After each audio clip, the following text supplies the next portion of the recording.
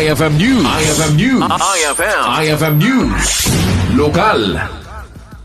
Pagnunumuan, iti Sanggunian palunsod iti syudad ti Bataca, ti temporaryo apan nakaipalubos karagi tricycle driver, ti panagusar ti tsinelas, tiyempo ti panagtutudo.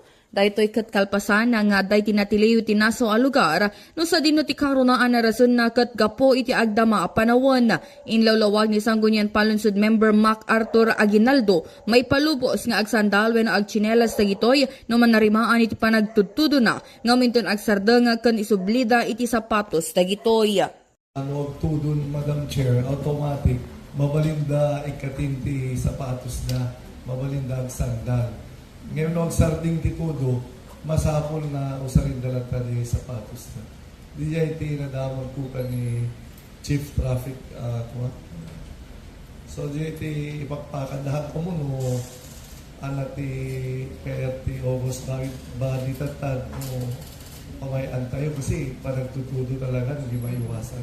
Kasi di ko na Kabayatan na inbatad ni Konsehal Kishal Puntila na depensa dagiti sumagmaman a driver ket marigatan dagitoy no kas bilang man na ulap wenno agtudtudo iti bigat nga pagbiit kanisuot dan tumanan ti sapatos da kalpasan ti panagtudo na.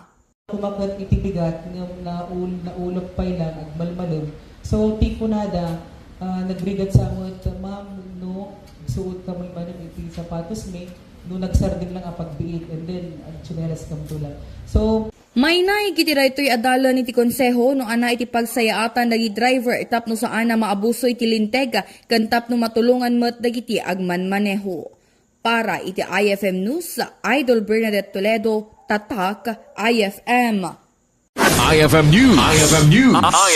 IFM News. Lokal.